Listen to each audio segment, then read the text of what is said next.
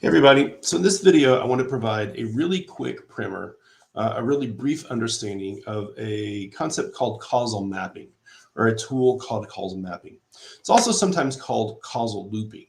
But basically what a causal map is it's a visual device that we can use to communicate the causal relationship between variables. So if I'm working on a research problem or I'm just trying to understand how some ideas work together, sometimes rather than trying to write pages of text, the best thing to do is to sit down on a sheet of paper and just sort of draw it out. So for example, consider if I was looking at the research question, do European style campaign finance laws, or specifically those found in Great Britain, do they promote a better democracy?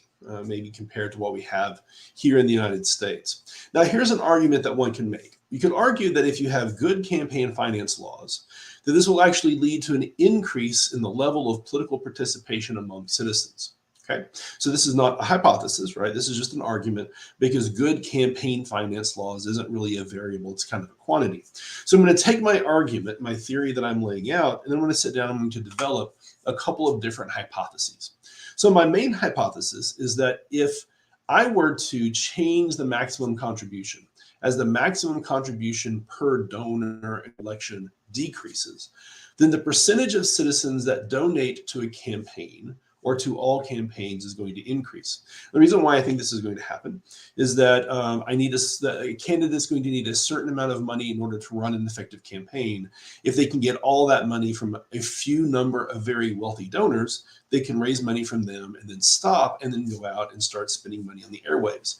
If, however, I have maximum contributions that donors can give, then while the cost of the campaign isn't going to change much, I have to go out and find more donors. So the percentage of donors, the percentage of citizens who are going to donate will increase, so that way the candidates continue to fund their campaigns. Now, here's the second hypothesis that's going to come from that. If more people are giving money to campaigns, I would actually also expect voter turnout to increase.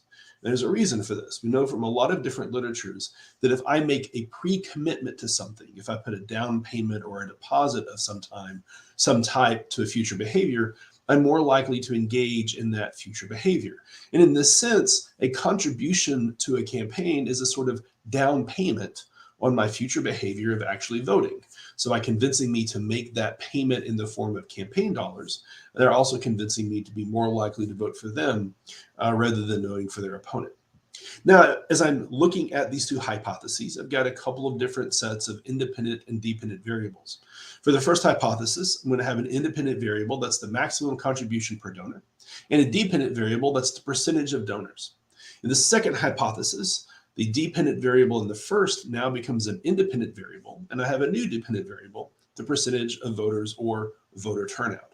Okay, so this is the basic text model of my hypothesis. A lot of words. How could I communicate this more effectively if I turned it from text into a picture? Well, this is where a causal map or a causal loop can come into effect.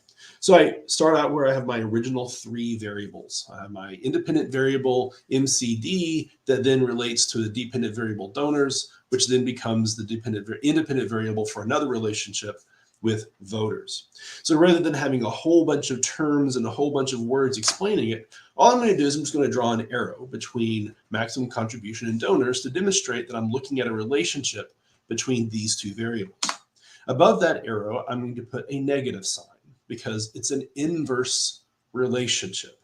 In other words, I would expect that as MCD goes down, donors is going to move in the opposite direction, going up, or that if I were to increase maximum contribution, if that were to go up, then the resulting effect on donors is that percentage of donors is actually going to go down.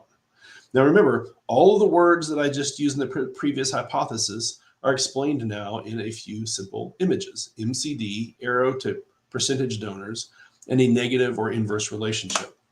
You can do the exact same thing with the relationship between donors and voters, except now I'm going to use a plus sign to demonstrate that it's a positive relationship. These are moving in the same direction. It's a direct relationship. As donors goes up, then the percentage of donors goes up. If percentage of donors goes down, then I would expect the percentage of voters to also go down. There's another way I can express this, and this isn't so much of a causal map as it is just a simpler way to express the exact same relationship.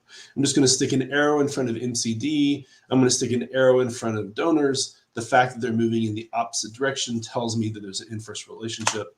I can do the exact same thing with donors to voters. And this is probably the way that I would actually demonstrate the relationship if I were doing it in a slide or some kind of a presentation. It's a little bit easier, a little bit more intuitive. If I have actually already done a statistical analysis, which I have not, these numbers are completely fictitious, then what I might find is that I could present the statistical relationship and the actual relationship between these two variables also using a causal map.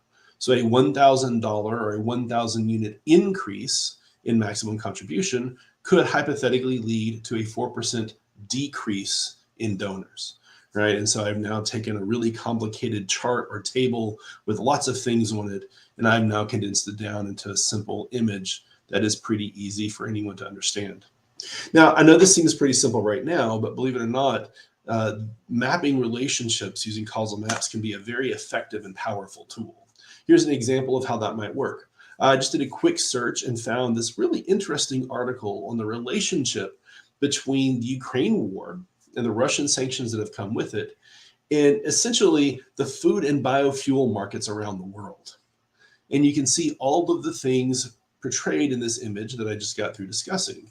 I have these dotted red lines that are going from the war and the sanctions to lots of different variables that might be important. So for example, one thing that I can see is that there is a positive relationship, in other words, the more war and the more sanctions, between war and sanctions in petroleum price. The more war, the more sanctions, the higher petroleum prices are going to go. Interestingly enough, what this article hypothesizes is that as petroleum prices get higher, governments are going to be more likely to implement biofuel mandates because they're going to want an alternative to high-priced petroleum. The result is that the short-term impact of the war or of the sanctions could lead to a long-term impact of actually decreasing overall petroleum demand, which is then going to have the effect of decreasing petroleum prices. Interesting, right? Same thing happens with crop supplies, that because the war is causing a decrease in current total crop supplies, and because decreasing crop supplies will ultimately lead to crop shortages, the result is going to be a long-term increase in crop production. So we should expect to see in 2 or 3 years increased global crop production outside of Ukraine because of the lessons learned from the Ukrainian war and Russian sanctions. So anyway, this is just a really quick primer on what a causal map might look like. So what I would encourage you to do is the next time you are sitting down and thinking about how to develop some relationships or how to write a hypothesis, just write it down on a sheet of paper as a picture rather than trying to do it as text. And if you found this helpful, please check out some of our other videos. Thank you.